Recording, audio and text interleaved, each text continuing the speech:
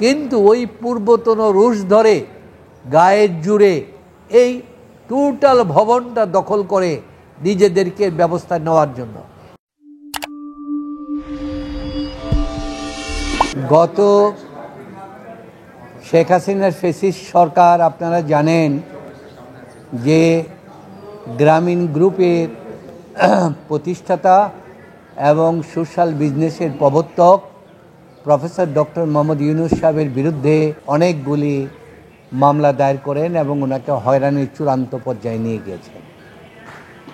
এক পর্যায়ে গত 12 ফেব্রুয়ারি তারিখে তিনি গ্রামীণ ব্যাংক, তৎকালীন গ্রামীণ ব্যাংকের চেয়ারম্যান, ব্যবস্থাপনা পরিচালক, তাদের মাধ্যমে এবং আরও কিছু ব্যক্তিদের মাধ্যমে তিনি প্রফেসর ইউনূস সাহেবের এই পরিচালিত গ্রামীণ টেলিকম ভবন অফিসটি দখল করার জন্য সেখানে গিয়ে হাজির হন।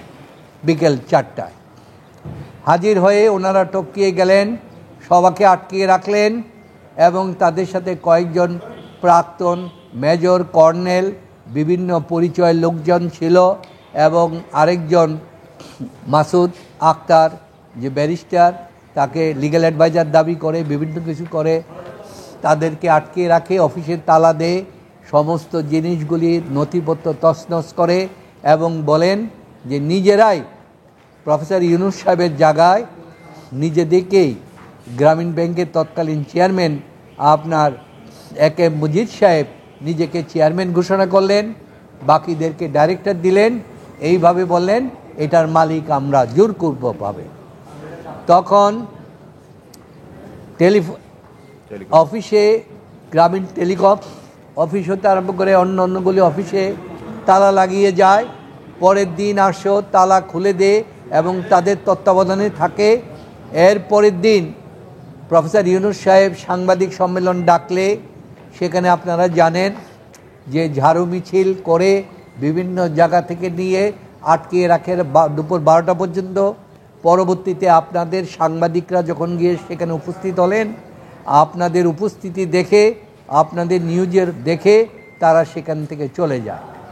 এই প্রক্রিয়ায় আজকে গ্রামীণ টেলিকমের এমডি পক্ষ থেকে ওটার ব্যবস্থাপনা পরিচালক জনাব নাজমুল ইসলাম সাহেব সিএমএম কোর্টে একটি মামলা দায়ের করেছেন।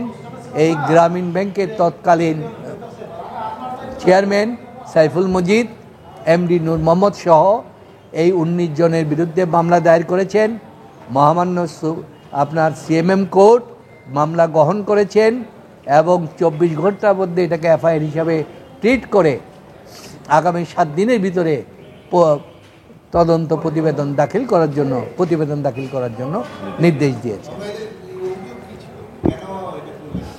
এটা অভিযুক্ত ছিল যে প্রফেসর ডক্টর মোহাম্মদ ইউনূস সাহেব যখন গ্রামীণ ব্যাংকের এমডি ছিলেন এবং ওনার প্রতিষ্ঠিত ছিল, তখন তিনি বলেছিলেন সোশ্যাল সামাজিক এই প্রতিষ্ঠানগুলি একটা কিছু অংশ নিয়োগ গ্রামীণ ব্যাংক থেকে দিতে পারবে। পরবর্তীতে এইটা সংশোধন করে অ্যামেন্ডমেন্ট করে নেওয়া হয়েছে, সেখানে কোনো কিছু ছিল না। কিন্তু ওই পূর্বতন রুশ ধরে গায়ের জুড়ে এই টোটাল ভবনটা দখল করে নিজেদেরকে ব্যবস্থা নেওয়ার জন্য। এবং আপনারা এও শুনেছেন যে গ্রামীণ টেলিফোন কোম্পানিটা, যেটার মধ্যে গ্রামীণ টেলিকমের 34% শেয়ার আছে, এই কোম্পানিতেও আপনার সালমান রহমান সাহেবের নিয়ন্ত্রণে নেওয়ার জন্য, মালিকানা নেওয়ার জন্য সমস্ত কিছু চূড়ান্ত করেছিল, শুধু দখলের অপেক্ষায় ছিল। এইভাবে একটা দখলের রাজত্ব হয়েছিল। ব্যাংকগুলি যেমন লুটপাট করা হয়েছিল, সমস্ত কিছু হয়েছিল। সেদিন গ্রামীণ টেলিকম ভবনও এইভাবে দখল করতে গিয়েছিল এবং সাংবাদিক সম্মেলনও আপনাদেরকে করতে দেওয়া হয় নাই। ঝাড়ু মিছিল বিভিন্ন জায়গা নিয়ে এসে তারা সেখানে ঘেরাও করে রেখেছিল।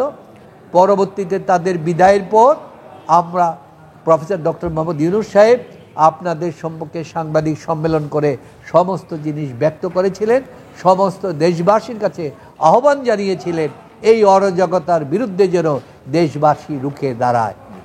তারই ফলশ্রুতিতে আমাদের এই ছাত্রদের গণ আন্দোলন এবং গত 5ই আগস্টের এই ঐতিহাসিক বিজয় অর্জন হয়েছে।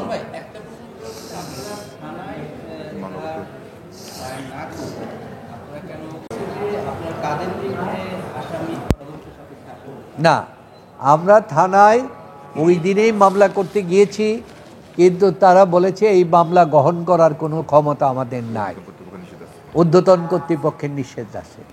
পরে তারা এখানে তদন্ত করতে আসলেন, এসেও আবার টেলিফোন পেয়ে তারা চলে গেলেন, থানায় মামলা নেয় নাই। যেহেতু থানায় মামলা নেয় নাই এবং সময় 2বার আসলো, তখন আমরা এটা কোর্টের মাধ্যমে আমরা পিটিশন মামলা করি নাই, আমরা পিটিশন মামলা করে আমরা নির্দেশ চেয়েছি যে থানায় যেন এটা তদন্ত করে। এটা শাহালি থানার উপরে এটা চাওয়া হয়েছে। আর যাদেরকে আসামি করা হয়েছে তারা গ্রামীণ ব্যাংকের পূর্বতন আপনার চেয়ারম্যান এবং এমডি, যাদের নির্দেশে এসেছিলেন এবং যারা ঘটনাস্থলে এসেছিলেন, তারা সবাই চিহ্নিত। এই চিহ্নিত 19 জনের বিরুদ্ধে মামলা করা হয়েছে। আসামিদের নাম হচ্ছে গ্রামীণ ব্যাংকের প্রাক্তন চেয়ারম্যান হচ্ছে এবে মজিদ, তারপরে হচ্ছে এমডি নূর মোহাম্মদ, বাকি অন্যান্যরা আছেন আর কি।